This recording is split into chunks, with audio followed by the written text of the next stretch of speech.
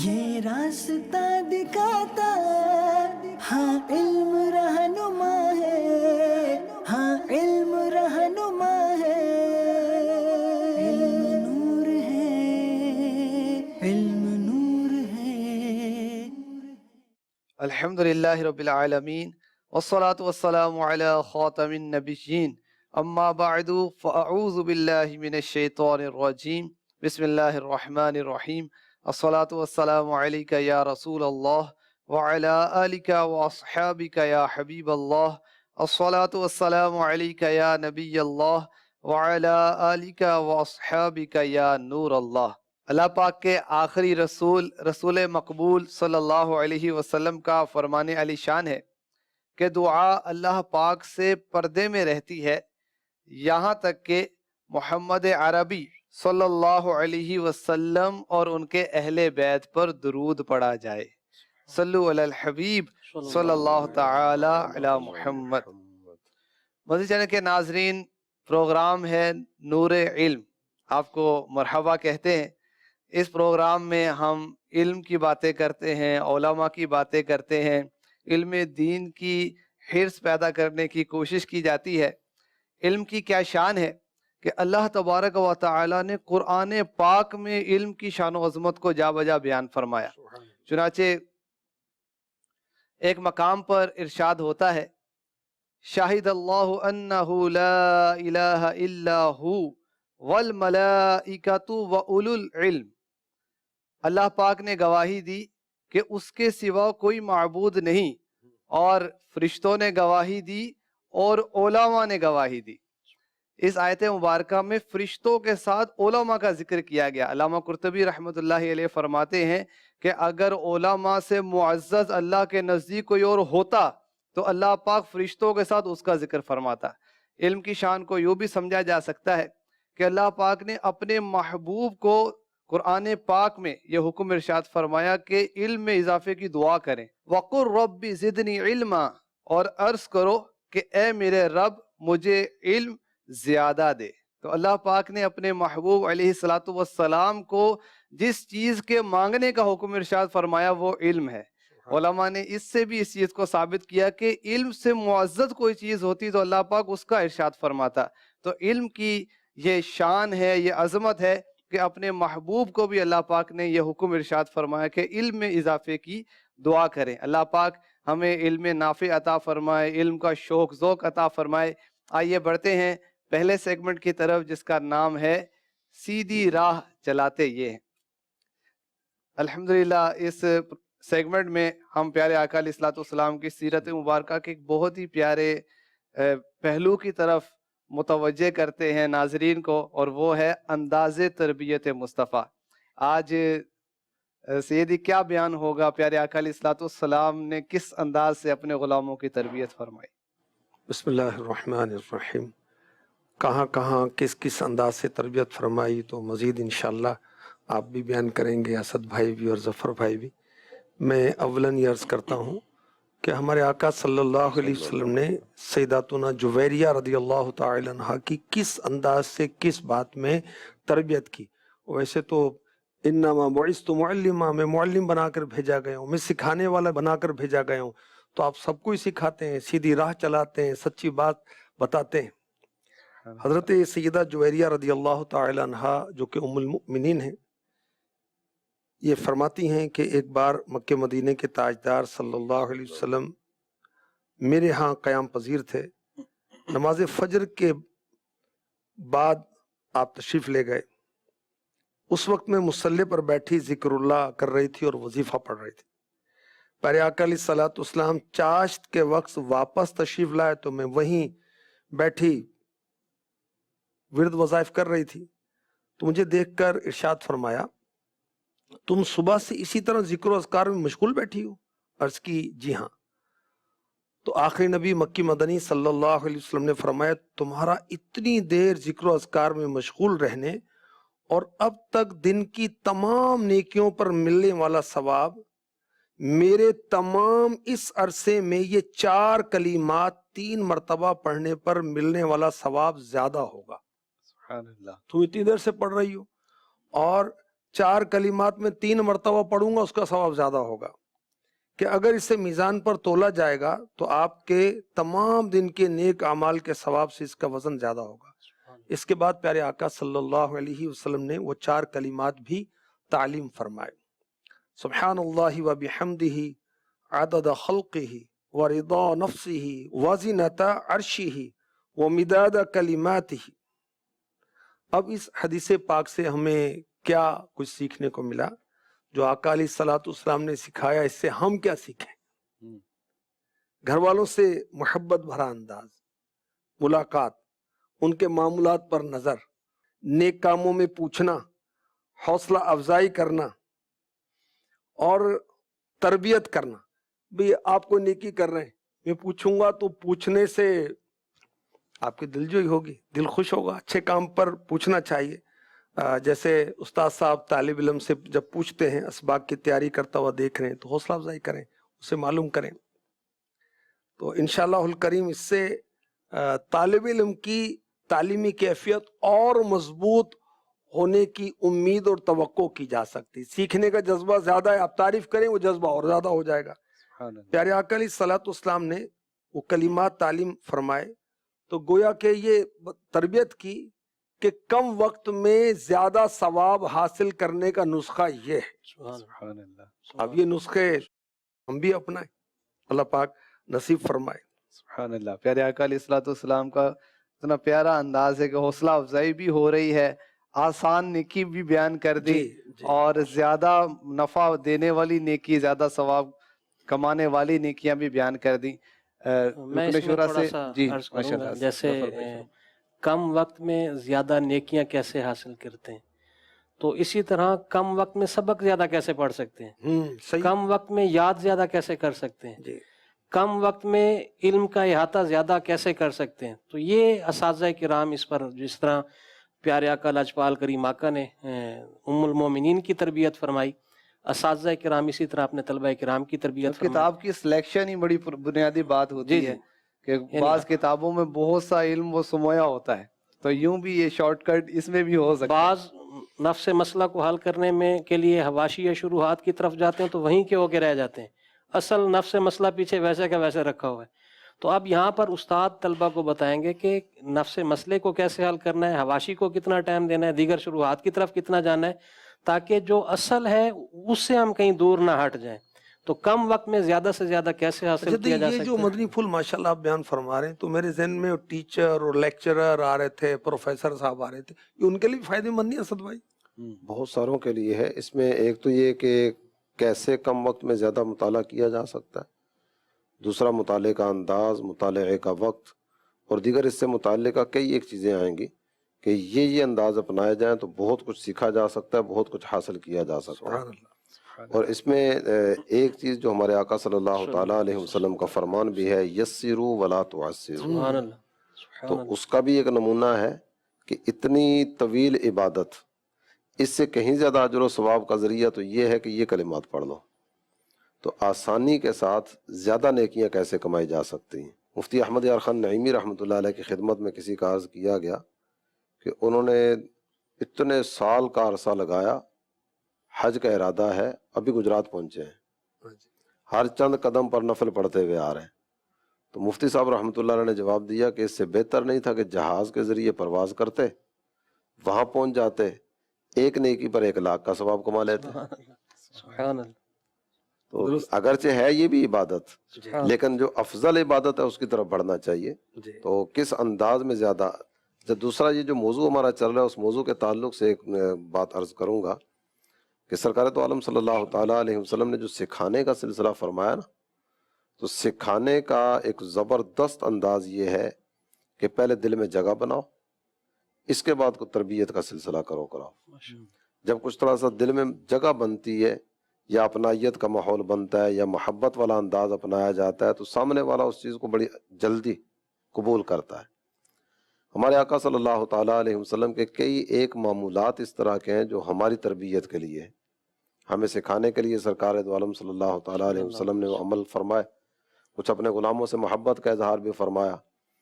सिखाने का एक अंदाज, हज़रत मुआज़ रज़ी अल्लाह अन्हु को एक दुआ तालीम की जा रही है کہ ہر نماز کے بعد یہ دعا پڑھ لیا کرو. جب دعا بعد میں تعلیم فرمائی ہے، پہلے ارشاد فرمایا واللہ انی احبک، سبحان اے معاذ اللہ کی قسم مجھے تم سے محبت. سبحان اللہ.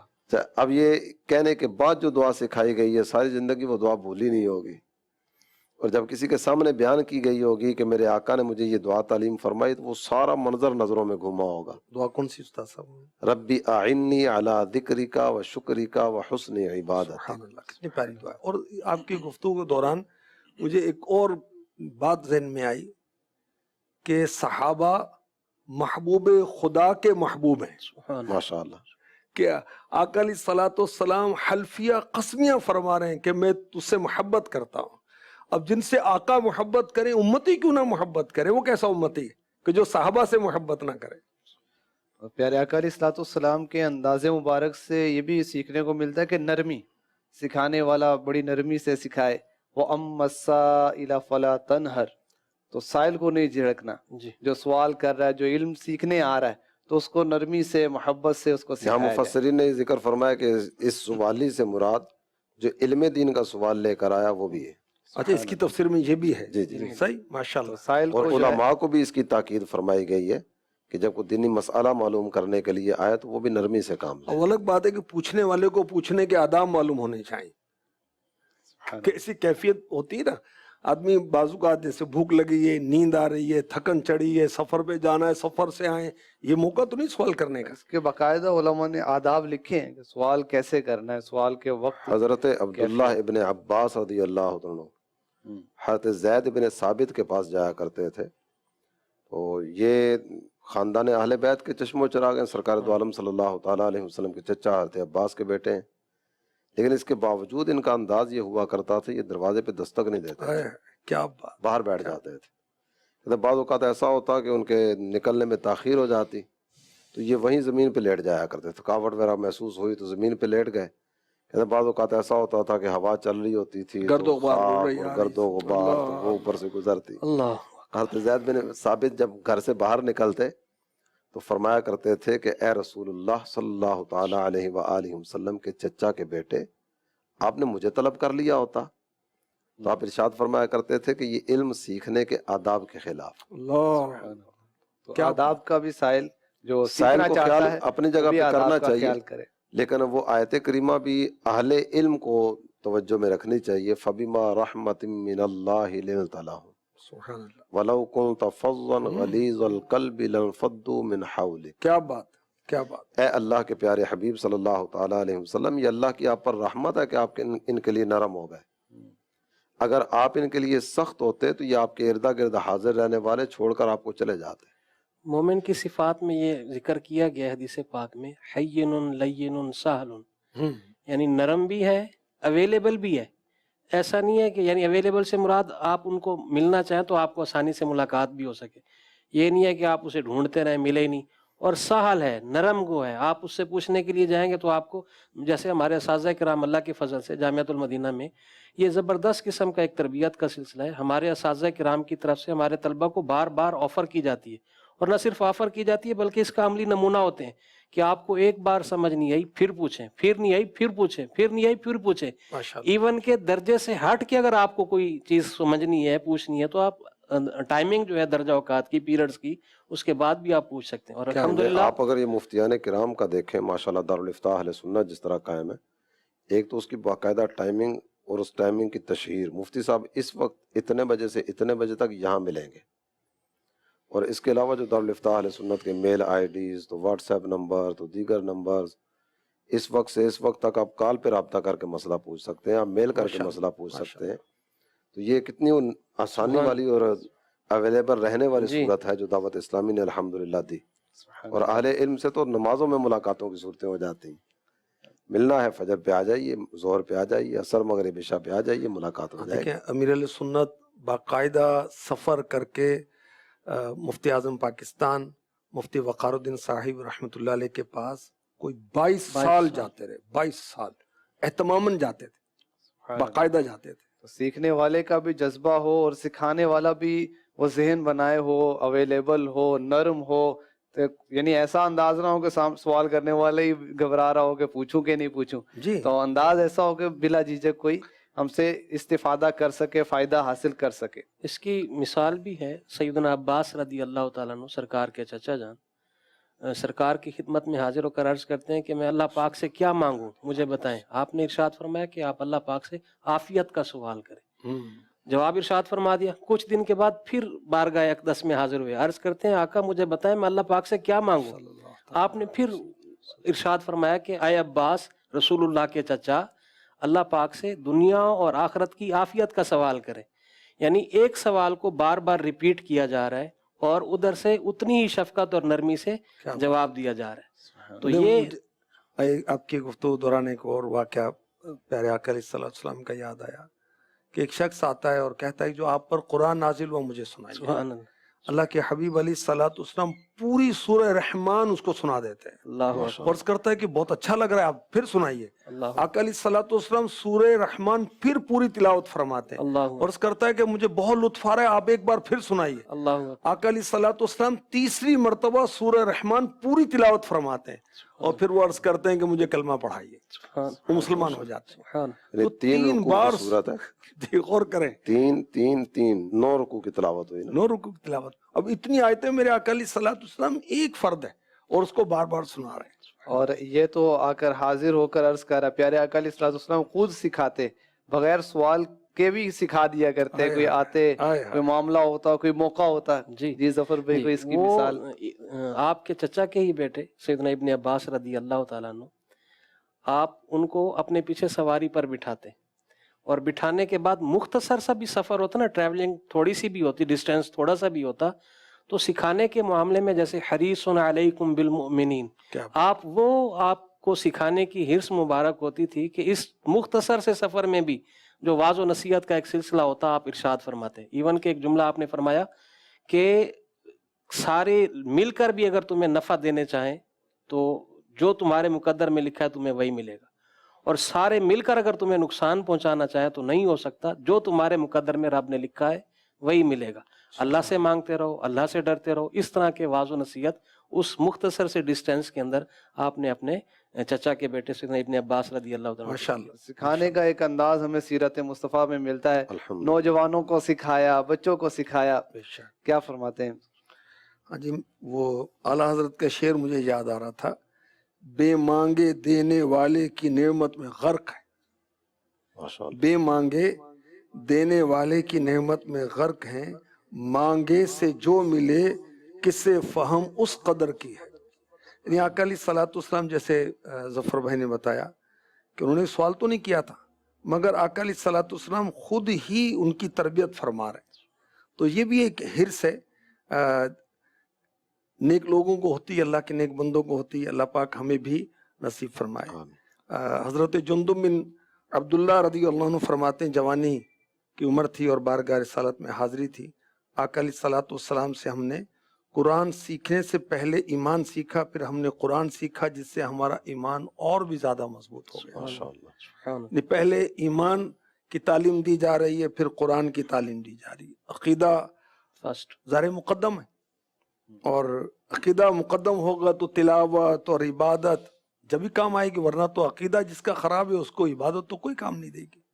تو اب سکھانے والے کے آداب میں ایک ادب آ گیا کہ عقیدے کی مضبوطی، ایمانیات کی طرف توجہ زیادہ ہو، عقیدے کی اصلاح کی طرف توجہ زیادہ ہو، اور ظاہر حکمت عملی کے ساتھ ہو، موقع کی مناسبت سے ہو. قرآن پاک میں بھی جیسے ملتا ہے اسلوب کے ایمان کا بیان کیا گیا، پھر عبادت کا بیان کیا گیا، اور ایک آیت میں تو درمیان میں تعظیم مصطفیٰ کا بھی بیان کیا گیا. لِتُؤْمِنُوا بِاللَّهِ وَرَسُولِهِ وَتُعَزِّرُوهُ وَتُوَقِّرُوهُ وَتُسَبِّحُوهُ بُكْرَةً وَأَصِيلًا.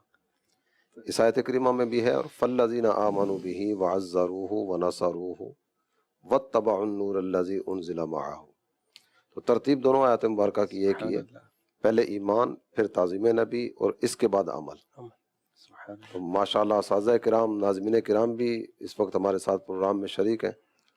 تو طلبہ کرام کو جہاں عبادت کا ذوق دینا ہے، جہاں سرکار دو عالم صلی اللہ تعالیٰ علیہ وآلہ وسلم کے ادب و احترام کے جام ان کو پلانے، اس کے ساتھ ساتھ ان کے عقائد کی اصلاح کی طرف بھرپور انداز میں توجہ. پیارے آقا علیہ الصلوۃ والسلام کی خدمت میں بچے بھی حاضر ہوتے، ان کو بھی سکھایا جاتا تھا، بچوں کی تربیت ہوتی تھی. بچوں کی تربیت کے بھی مختلف طرح کے انداز اللہ کے پیارے حبیب صلی اللہ تعالیٰ علیہ وسلم کی بارگاہ میں ہمیں نظر آتے ہیں. امام حسن رضی اللہ عنہ حاضر بارگاہ رسالت تھے. آپ کی عمر شریف چھوٹی تھی. صدقے کا کھجوروں کا ایک ٹوکرا رکھا ہوا تھا. آپ آگے بڑھے اور ایک کھجور اٹھا کے اپنے منہ میں ڈال لی. نبی محترم صلی اللہ تعالیٰ علیہ وآلہ وسلم بے قرار ہوئے. آپ بڑی تیزی سے آگے بڑھے اور انہیں بار بار ارشاد فرماتے تھے کہ اسے اپنے منہ سے تھوک دو، اپنے منہ سے تھوک دو، یہاں تک کہ انگلی منہ میں ڈال کے جو کھجور کے کچھ ذرات وغیرہ تھے تو وہ باہر نکال رہے تھے. اللہ. یہ بھی ایک تربیت کا انداز ہے کہ بعض اوقات کہا جاتا نا کہ ابھی تو بچہ ہے، تو ابھی بچہ ہے تو اسی عمر میں اسے بچا لیا جائے تو یہ زیادہ بہتر ہوگا. جو شاخ جب نرم ہے جب ہی موڑی جائے گی، تنے تو نہیں موڑے جاتے نا، وہ تو تنا تو پھر کٹے گا. کٹے گا. تو یہ ابھی سے تربیت کا ایک انداز ہے کہ ابھی سے جو کرنے والے کام ہیں ان کی طرف متوجہ کیا جائے اور جو کام کرنے والا نہیں ہے اس سے روک دیا جائے. سبحان اللہ. تو مدنی چینل کے ناظرین، ہم نے سنا کہ پیارے آقا علیہ الصلوۃ والسلام کس انداز سے مختلف جو طبقات سے تعلق رکھنے والے ہیں اپنی زوجہ محترمہ کو سکھا رہے ہیں، ام المومنین کو، صحابہ کرام کو تعلیم فرما رہے ہیں، نوجوان صحابہ کو سکھا رہے ہیں، چھوٹی عمر والے ہیں ان کو سکھا رہے ہیں، اور پیارے آقا علیہ الصلوۃ والسلام تو سب کو سکھاتے ہیں. اللہ پاک ہمیں انداز تربیت مصطفیٰ سے سیکھنے کی سعادت نصیب فرمائے، اس کا حصہ نصیب فرمائے. آئیے پروگرام میں ایک سوال شامل کرتے ہیں. میرا نام اصغر حسین بن عبد الرحمن اتاری ہے. میرا تعلق مرکزی جامعۃ المدینہ فیضان مدینہ جیکاباد کے درجہ اولا سے ہے. نگران پاکستان مشاورت حاجی محمد شاہد اتاری سلمہ الباری کی خدمت میں سوال ہے کہ غیر مقیم طلباء کرام دینی تعلیم کے ساتھ دینی کاموں میں کس طرح نکھار پیدا کریں؟ جو طلباء اقامتی نہیں ہوتے، رہائش نہیں رکھتے، تو علاقوں میں اپنا کام کریں جی. اور جو وہاں کے نگران ہیں، علاقائی نگران ہیں، ڈویژن نگران ہیں، اور اب نئی ترکیب کے اندر جو سرکاری تقسیم ہے اس کے مطابق اب ترکیب بنے گی. ڈسٹرکٹ نگران، تحصیل نگران، یو سی نگران، وارڈ نگران، مسجد نگران، ذیلی نگران بھی اس کو کہیں گے. تو ان سے مربوط رہیں گے نا، اور اللہ ہمیں نیکی کی حرص نصیب فرمائے کہ طلباء کرام خود اپنے نگران کے پاس پیش ہو جائیں. اچھا، نگران کو بھی عرض کروں گا کہ آپ اپنے محلے کے اندر، علاقے کے اندر، وارڈ کے اندر، یو سی کے اندر دیکھیں جو دینی طلباء ہیں ان کو ایک ہی بار جمع کر لیں، ناظم صاحب سے ٹائم لے لیں، ان کو بلا کر ان کو ترغیبات دیں.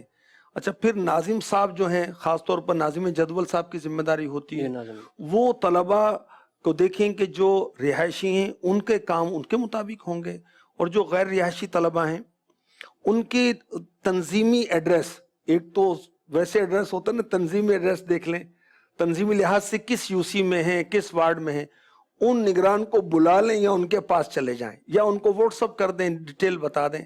تو یوں طلباء کی ترکیب ہو سکتی ہے. اور جامعۃ المدینہ میں جو غیر اقامتی ہیں تو ظہر سے پہلے فارغ ہو جاتے ہیں، تو گھر جا کر ایک بہت لمبا پیریڈ ہے جس میں فارغ ہوتے ہیں، تو اس کے اندر 2 گھنٹے امیر اہل سنت کی خواہش کے مطابق ان کو دینی کام کرنا چاہیے، جس میں ہمارا بھی فائدہ ہے اور لوگوں کا بھی فائدہ ہے، دنیا کا بھی فائدہ ہے، آخرت کا بھی فائدہ ہے. آئیے بڑھتے ہیں اگلے سیگمنٹ کی طرف جس کا نام ہے ہمارے علماء پیارے علماء. آج انشاءاللہ الکریم ہم بات کریں گے پیر سید جماعت علی شاہ صاحب محدث علی پوری رحمۃ اللہ تعالی علیہ کی. جی سیدی، ان کا کچھ تعارف اور سیرت کے کچھ پہلو. سید جماعت علی شاہ صاحب، آپ کا نام مبارک ہے. محدث علی پوری کا لقب آپ کا ہے، امیر ملت بھی آپ کو کہا جاتا ہے. پیر جماعت علی شاہ صاحب کی پیدائش ہوتی ہے 1841 سنی عیسوی میں. علی پور سیدہ یہ قصبہ ہے، ضلع نارووال، پنجاب، پاکستان میں جو ہے. نجیب الطرفین آپ سید ہیں. والدہ کی طرف سے حسینی ہے، یعنی آپ کی والدہ امام حسین رضی اللہ تعالی عنہ کی اولاد سے ہیں، اور آپ کے والد صاحب حسنی سید ہیں، امام حسن مجتبی رضی اللہ تعالی عنہ کی اولاد سے ہیں. اور آپ کا پیر جماعت علی شاہ صاحب رحمۃ اللہ تعالی علیہ کا سلسلہ نسب جو ہے 38 واسطوں سے مولا مشکل کشا تک پہنچتا ہے. والد صاحب کا نام سید کریم شاہ صاحب تھا. آپ کو اللہ تعالیٰ جل جلالہ نے بہت ساری خوبیوں سے نوازا تھا. ابتداً آپ نے علم دین حاصل کیا، اور علم دین تو مختلف اساتذہ سے آپ نے حاصل کیا. علم دین حاصل کرنے کے بعد آپ نے جو سیکھا اس کو سکھانے کے مقدس جذبے کے تحت مختلف ممالک کا اور مختلف شہروں کا سفر اختیار فرمایا. علی پور سیدہ سے آپ نے واعظ و نصیحت کا سلسلہ شروع فرمایا، پھر اس کے بعد پشاور، کراچی، کلکتہ، دلی اور کافی سارے شہروں میں آپ کے جانے کے سلسلے ہوئے. کثیر افراد نے آپ سے فیض حاصل کیا. افغانستان، عرب شریف اور کئی ایک ممالک میں آپ کے مریدین الحمدللہ موجود ہیں. جس میں استاد صاحب میری توجہ جا رہی تھی کہ پہلے آپ نے حفظ کیا، جیسے ماشاءاللہ آپ بھی موقع کی مناسبت سے قرآنی آیات پڑھتے ہیں کیونکہ آپ حافظ بھی ہیں. اگر عالم حافظ بھی ہونا تو سونے پر سہاگا. تو ذہن نصیب پیرنٹس اپنے بچوں کو پہلے حافظ بنائیں اور پھر عالم بنائیں، اور اگر بچے ذہین ہوں تو ان کو تخصص فی الفقہ کرائیں. 7 سال کی عمر میں آپ نے قرآن پاک حفظ کر لیا تھا اور اللہ تعالیٰ نے آسان کیا قرآن پاک حفظ کرنا. اور بچپن میں تو ایسا لگتا ہے جیسے ہمارے مدرسۃ المدینہ ہے تو 12 مہینوں میں 6 مہینوں میں 3 مہینے کے واقعات 3 مہینے میں پورا قرآن حفظ کر لیا. اللہ کے رحمت سے. آپ یہ ذکر فرما رہے نا کہ والدین کو چاہیے کہ پہلے حفظ کرائیں پھر عالم بنائیں، تو ایسی مثالیں بھی ہیں کہ درس نظامی مکمل کرنے کے بعد بھی لوگوں نے حفظ کیا. دیکھیں پیر مہر علی رحمۃ اللہ تعالی علیہ، آپ نے ناظرہ قرآن ختم کیا تو آپ حافظ بن گئے تھے. وہ تو اللہ کی رحمت، اعلیٰ حضرت نے قرآن اول تو حفظ نہیں کیا تھا، بعد میں حفظ کیا اور بہت جلدی حفظ کر لیا تھا. جس طرح آپ ترغیب دلا رہے ہیں نا، تو درس نظامی کے طلبہ کرام ہمارے ساتھ اقتدار میں شریک ہوں گے نا. جب دوران درس یہ بھی نظامی چاہیں بھی تو تو آ ہو سکتے ہیں سکتا اس طرف. درس نظامی کے دوران بھی حفظ تو کیا جا قرآن سکتا بھی آ سکتے ہیں، بعد میں بھی آ بعد میں سکتے بھی ہیں ہو بھائی. سکتا ہے، جب تک زندگی ہے موقع تو ہے. اچھا، پیر جماعت علی شاہ صاحب رحمۃ اللہ علیہ، آپ کا جو ایک ذوق تھا نا، مساجد کی تعمیرات، مدارس کی تعمیرات اور کنویں کھدوانا، زندہ باد. یہ رفائی اور فلاحی کام بھی ہیں اور دینی خدمات کے کام بھی ہیں. یعنی نفع سلطنت مسلمین کی عثمانیہ کا دور ہے یہ. جی جی. سلطنت عثمانیہ کا دور ہے، اور اس وقت کے جو اسلامی سلطان تھے سلطان عبد الحمید خان. سلطان عبد الحمید خان، اب انہوں نے وہ پٹری بچھانی تھی نا مدینہ پاک تک، تو اس فنڈ میں بھی آپ نے حصہ لیا تھا. 6 لاکھ روپے. 6 لاکھ روپے اس دور کے، تو پتہ نہیں اب 6 کروڑ بنیں گے کتنے بنیں گے. اور اس سے دیکھیں یہ بھی ایک توجہ جا رہی ہے کہ ہمارے اکابرین بڑے بڑے کام کرتے تھے، اس کے لیے چندہ بھی کرتے تھے. اچھا، چندہ کرتے بھی تھے، چندہ دیتے بھی تھے. سلطان عبد الحمید خان کی طرف سے آپ کو پھر یہ لقب دیا گیا تھا عمدۃ الاماثل والافاضل. اس کا کیا مطلب ہوتا ہے؟ علماء میں ایک بہترین شخصیت. اچھا، ان کے نمایاں وصف میں عشق رسول بھی ہے. سبحان اللہ، سبحان اللہ. یعنی ایک تو خیر خواہی کا جذبہ آپ کا بہت تھا. امیر اہل سنت نے بھی عاشقان رسول کے 130 حکایات میں آپ کا ذکر خیر کیا ہے. اور امیر اہل سنت اولیاء سے، علماء سے بہت محبت کرتے ہیں اور اس کی تعلیم دیتے ہیں اپنے مریدوں کو، اپنے متوسلین کو.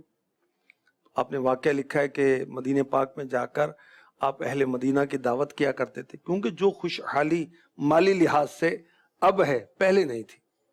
تو آپ جا کر وہاں پر ساکنان مدینہ کی مدد کیا کرتے تھے، کھانا کھلاتے تھے، یہاں تک کہ وہ مدینے کے کتوں کی بھی دعوت کیا کرتے تھے.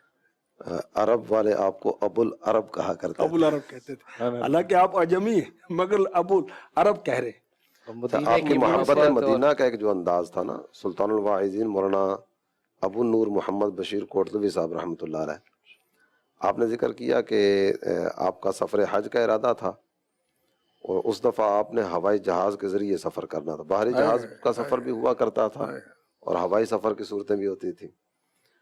تو مولانا محمد شریف کوٹلوی صاحب جو اعلیٰ حضرت کے خلفاء میں سے، جو سلطان الواعظین کے والد محترم، جی جی، کہتے میں ان کے ساتھ گیا پیر جماعت علی شاہ صاحب رحمۃ اللہ علیہ کی خدمت میں. تو جب وہاں پہنچے نا تو والد محترم نے کچھ ذکر کیا کہ اس دفعہ ہوائی جہاز کے ذریعے جا رہے ہیں. تو بڑے پیار بھرے انداز میں انہوں نے جواب دیا کہ مولانا محبوب بلائے تو اڑ کے جانا چاہیے.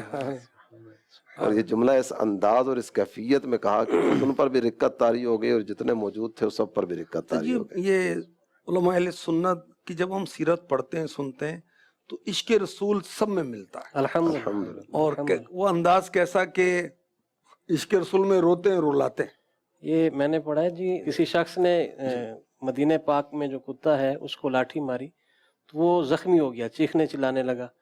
تو فرط محبت میں آپ نے اپنا امامہ شریف اتارا اور اس کو حصہ کیا اور اس کا جو زخم تھا اس کے اوپر پٹی باندھی. اور نہ صرف یہاں تک بلکہ بازار سے کھانا لائے اور اس کو کھلایا. جیسے آپ نے پہلے ذکر کیا نا کہ کتوں کو کھانا کھلاتے تھے وہاں کے، اور وہاں سے بازار سے اسپیشل کھانا لا کے اس کو کھلایا. دیکھیں اس میں ایک تو عشق مدینہ ہے جی، اور مخلوق کی خیر خواہی بھی ہے، کیونکہ یہ بھی تو اللہ کی مخلوق ہے نا. جی، ہر ترجگر میں اجر ہے.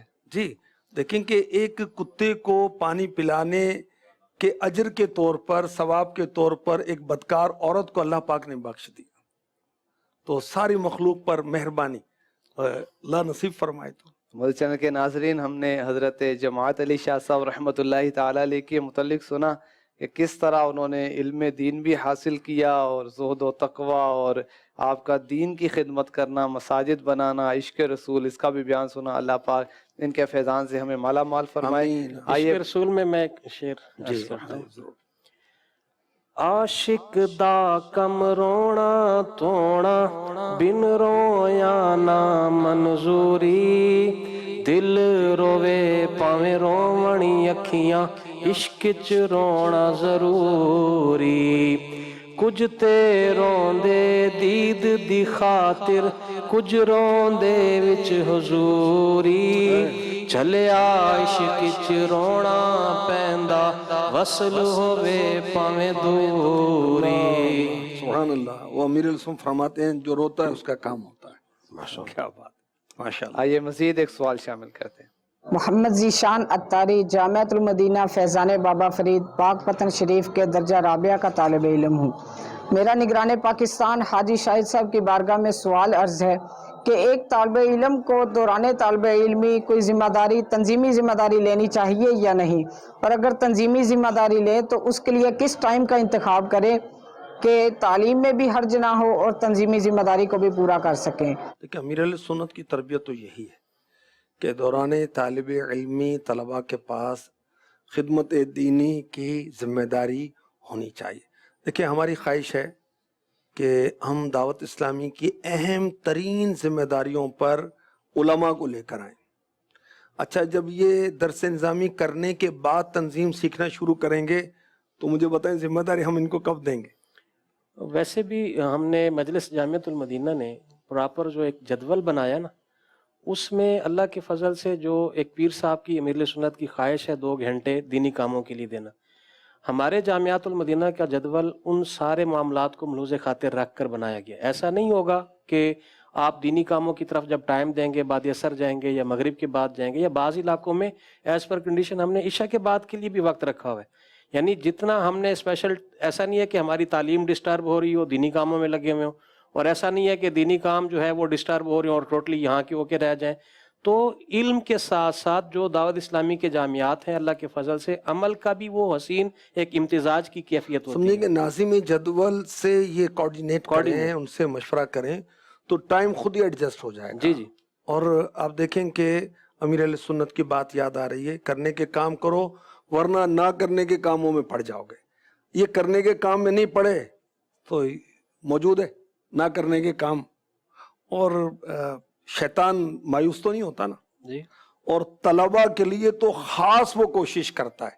دیکھیں نا وہ جو ایک روایت ہے کہ شیطان نے سمندر پر اپنا جو تخت بچھایا اور وہ کارگزاری لی جا رہی ہے اور سارے اپنے کارنامے بتا رہے ہیں، شراب پلا دی، طلاق دلوا دی، لڑائی کروا دی. تو کہتا ہے ایک طالب علم کو میں نے مدرسے سے روک دیا اور شیطان کہتا ہے انتا تو نے کام کیا، تو نے کام کیا. نہیں، شیطان اس سے بہت راضی ہوتا ہے کہ طالب علم وہ علم کی چھٹی کریں یا اس سے غافل ہو. تو یہ جس راہ کا مسافر ہے نا، اگر یہ پڑ جائے گا تو یہ خود بھی بچے گا اور پتہ نہیں کتنوں کو بچانے کا سامان کرے گا. وہ کیا، وہ 1000 عابد کے مقابلے میں ایک عالم شیطان پر زیادہ بھاری ہے. تو وہ کہتا ہے پہلے فارغ ہو جا بھائی، پہلے کہیں ادھر ادھر لگ جا. تو ہم کرنے کے کام کریں. اور ہم تو باقاعدہ یہ کوشش کرتے ہیں، اپنے پاکستان کی بات کر رہا ہوں، میرے پاس ذمہ داری ہے کہ 2 اسلامی بھائی ہیں، دونوں مناسب کارکردگی میں ہیں، یعنی اچھی کارکردگی میں ہیں. ایک عالم ہے، غیر عالم ہے. ہم عالم کو ترجیح دیتے ہیں. ایک مدنی غیر مدنی، مدنی کو ترجیح دیتے ہیں. اچھا طالب علم و غیر طالب علم، تو طالب علم کو ترجیح دیں گے. اچھا یہ بڑھتے بڑھتے انشاءاللہ نمایاں ذمہ داریوں پر آئیں گے، اور امیر اہل سنت کا وہ تاریخی جملہ، وہ گولڈن ورڈز ہمارے اساتذہ کو یاد ہوں گے، طلبہ کو بھی یاد ہونے چاہیے کہ میری تو خواہش ہے کہ ساری شورا علماء پر مشتمل ہو. کون سے علماء؟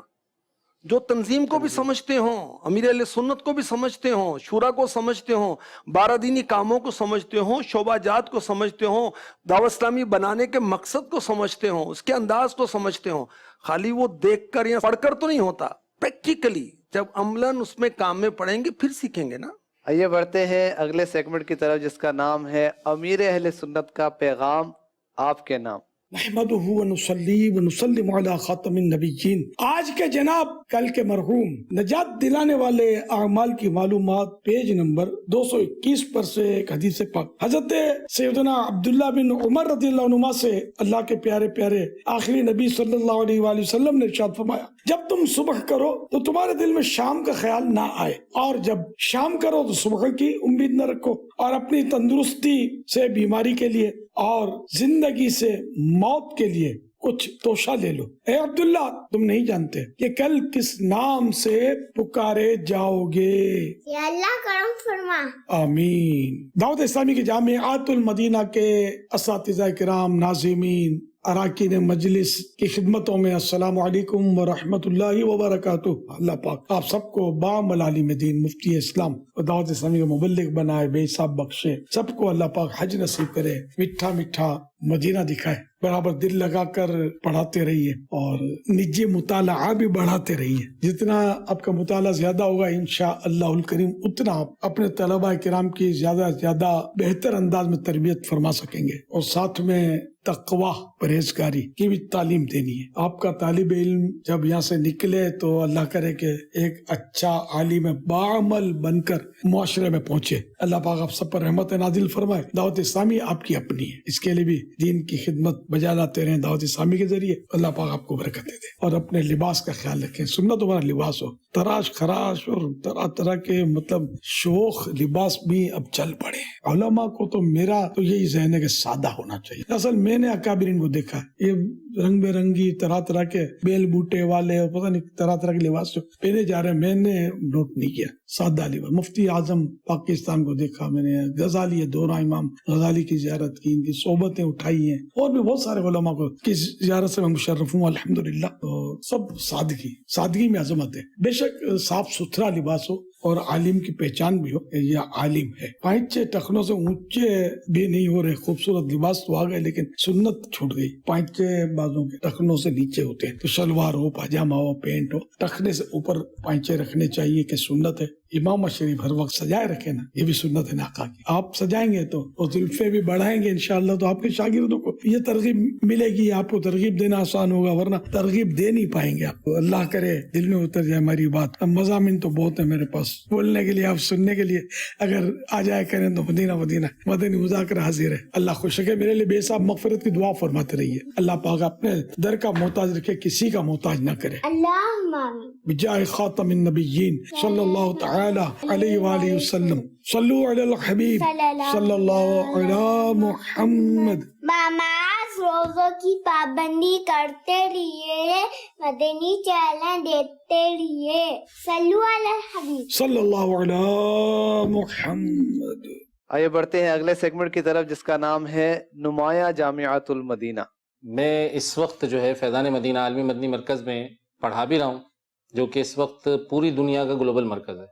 اور یہاں پڑھانے کے ساتھ ساتھ مجھے اس جامعہ میں نظامت کے حوالے سے بھی ذمہ داری سونپی گئی ہے. اس وقت ہمارے پاس 750 کے قریب طلبہ مقیم اور غیر مقیم پڑھ رہے ہیں، اور جو مقیم طلبہ ہیں ان کے لیے ہم نے باقاعدہ کھانے پینے کا انتظام کیا ہوا ہے، رہائش کا انتظام کیا ہوا ہے. جیسے کہ آپ جانتے ہیں کسی بھی ادارے کو چلانے کے لیے کیا ہوتا ہے، ایک باقاعدہ نظام ہوتا ہے. اگر وہ نظام نہ ہو اور ایک چیز پراپر ٹائم پہ نہیں ہو تو چیزیں آگے پیچھے ہو جاتی ہیں. فجر کی نماز کے لیے اٹھایا جاتا ہے، اس کے لیے باقاعدہ صدائے مدینہ لگائی جاتی ہے. طلبہ کرام اپنے اپنے بستروں سے نکلتے ہیں، وضو کرتے ہیں، تیاری کرتے ہیں، اور اس کے بعد نماز کے لیے مسجد میں تشریف لے جاتے ہیں. نماز باجماعت سے فارغ ہونے کے بعد مدنی حلقوں کا سلسلہ ہوتا ہے جس میں قرآن ترجمہ تفسیر کے ساتھ سمجھا اور سمجھایا جاتا ہے۔ مدنی حلقوں کے بعد طلبہ جو ہے نا وہ اپنے کھانے کی جگہ پر پہنچتے ہیں جہاں ان کے لیے کھانے کے لیے پہلے سے دسترخوان اور دیگر چیزوں کا انتظام کر دیا جاتا ہے نا۔ تو الحمدللہ ناظرین، جب وہاں سے طلبہ فارغ ہوتے ہیں تو اس کے بعد ان کے پاس اتنا ٹائم ہوتا ہے کہ وہ اپنی صفائی ستھرائی کر لیں، اپنے کمروں کی، اپنے کپڑے وغیرہ جو ہے وہ بدل لیں۔ اس کے بعد طلبہ اپنے اپنے یونیفارم میں مسجد کے صحن میں اتر آتے ہیں اور اس کے بعد دعائے مدینہ کے لیے جمع ہوتے ہیں۔ ہمارے یہاں الحمدللہ جامعات المدینہ میں دعائے مدینہ ہے، یہ الحمدللہ اس کے اندر صبح صبح تلاوت کلام مجید ہوتی ہے، رسول اللہ صلی اللہ علیہ وسلم کی نعت پڑھی جاتی ہے اور مسلمانوں کے لیے دعا کی جاتی ہے اور طلبہ اور علماء کے لیے دعا کی جاتی ہے۔ طلبہ نیچے سے اوپر آتے ہیں 7:55 پہ دعائے مدینہ مکمل کر کے اور پھر کلاسوں میں بعد اب بیٹھ جاتے ہیں اساتذہ کے انتظار میں۔